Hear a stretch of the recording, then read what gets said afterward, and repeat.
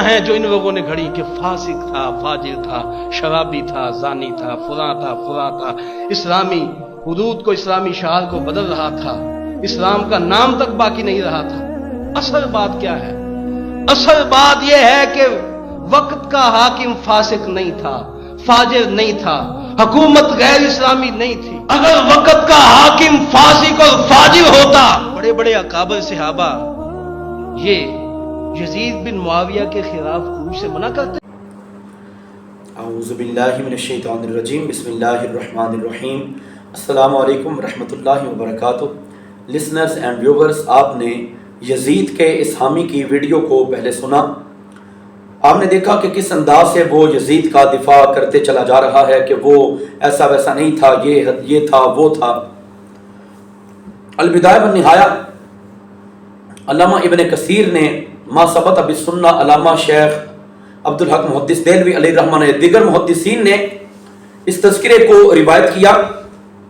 حضور نبی کریم علیہ الصلوۃ والسلام نے ارشاد فرمایا، ان امر امتی قائما بالقسط، میری امت کا معاملہ عدل کی وجہ سے بالکل درست رہے گا۔ حتی یکون اول من یسلمہ رجل من بنی امیہ یقال له یزید، یہاں تک کہ اس دین کے معاملے میں جو کہ انصاف کے ساتھ چل رہا ہوگا، سب سے پہلے جو کوئی دین کے اندر رخنہ اندازی ڈالنے کی کوشش کرے گا، جو اسے بربادی کے دھانے تک پہنچانے کی کوشش کرے گا، بنو امیہ قبیلے کا بندہ ہوگا، اسے یزید کہا جاتا ہے۔ یہ کتنا واضح نام لے کے حضرت امام الانبیاء صلی اللہ علیہ وسلم نے ارشاد فرمایا۔ اسی طرح سے حضرت علامہ ابن حجر المکی الشافعی الحاتمی رحمہ اللہ علیہ آپ ارشاد فرماتے ہیں، وصح ایضا انہ صلی اللہ علیہ وسلم رآ 30 منہم ینزون علی منبرہ نصب القردہ۔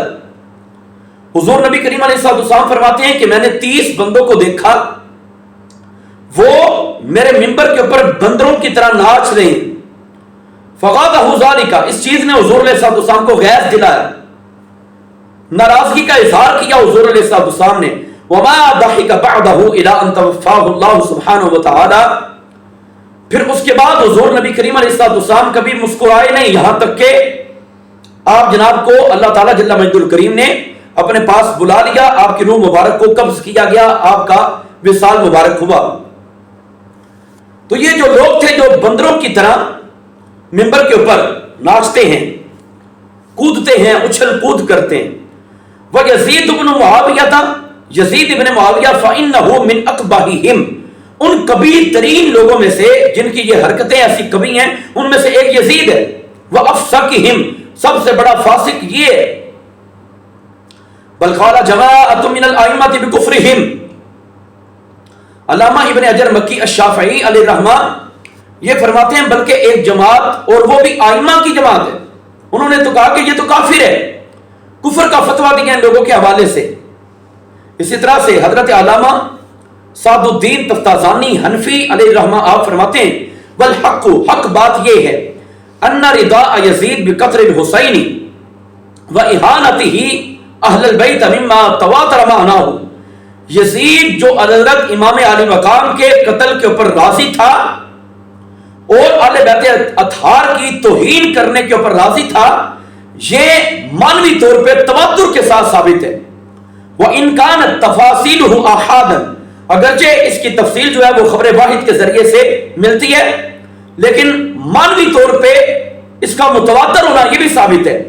فَنَحْنُ لَا نُتَوَقَّفُ فِي شَأْنِهِ بَلْ فِي إِيمَانِهِ، اب ہم اس کی کسی بھی شان میں توقف نہیں کرتے، ہم تو اس کے ایمان کے بارے میں توقف کرتے ہیں کہ یہ بدبخت ایمان والا بھی تھا کہ نہیں۔ فلعنۃ اللہ علیہ وعلی انصارہ واعوانہ، اللہ تعالیٰ کی لعنت تو اس پہ، اس کے مددگاروں پہ اور اس کے معاونین پہ۔ کس قدر واضح بتایا گیا۔ پھر آگے لکھتے ہیں، واختلف فی کفر یزید، یزید کے کفر کے بارے میں اختلاف ہے۔ فقیل نعم وقیل لا، کچھ لوگوں نے کہا کہ ٹھیک ہے یزید کافر ہے، کچھ نے کہا کہ نہیں۔ وقیل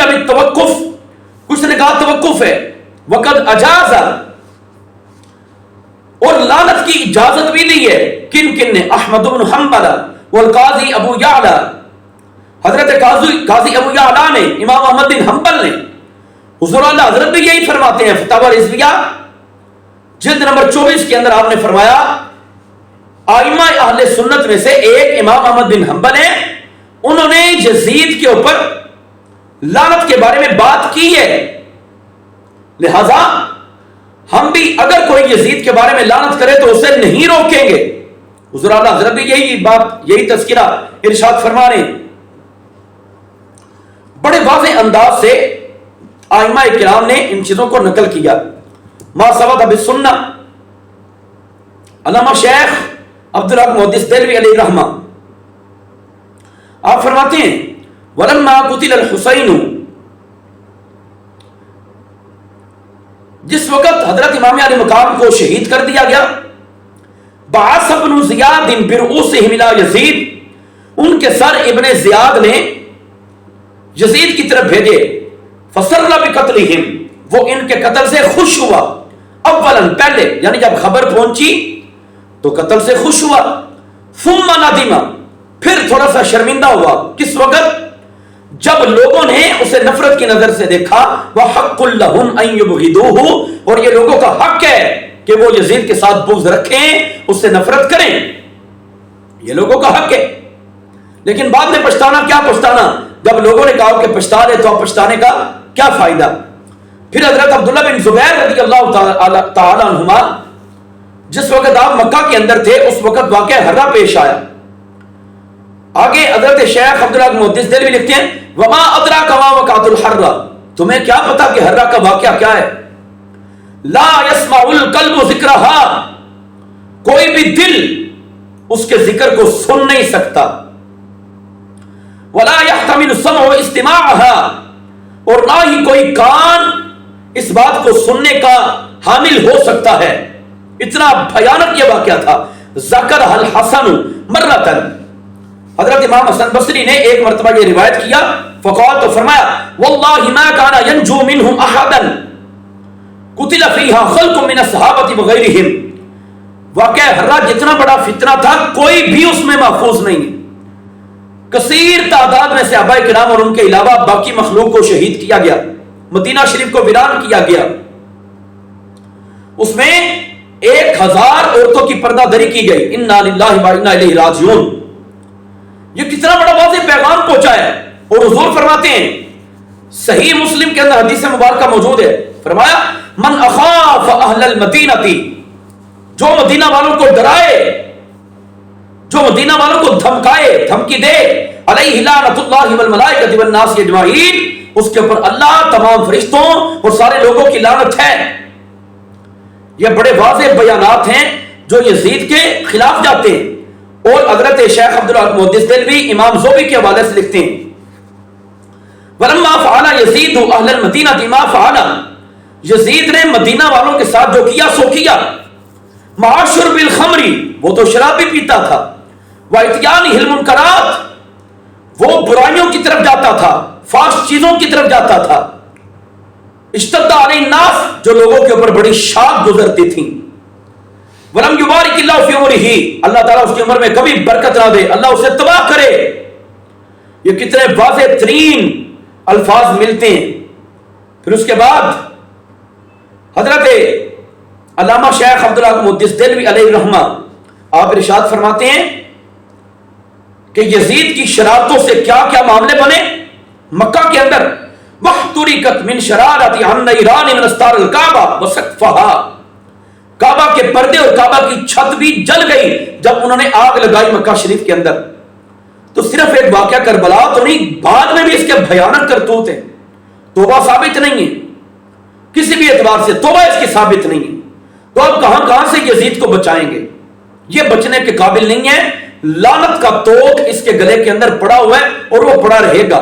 اللہ سبحانہ قدوس جل وعلا حضرت امام علی مقام اور ان کی اولاد مبارک ان کو سلامتیاں عطا فرمائے، اور یزید کو جو کہ اس کا حق بنتا ہے اس کے کرتوتوں کی وجہ سے اللہ تعالیٰ اس کو وہ دے. اور پاک رب جل وعلا ہمیں حسینی رکھے اور قیامت کے دن حسینی اٹھائے اور یزیدیوں سے اللہ تعالیٰ میں نجات عطا فرمائے. آمین. وما توفیقی الا باللہ.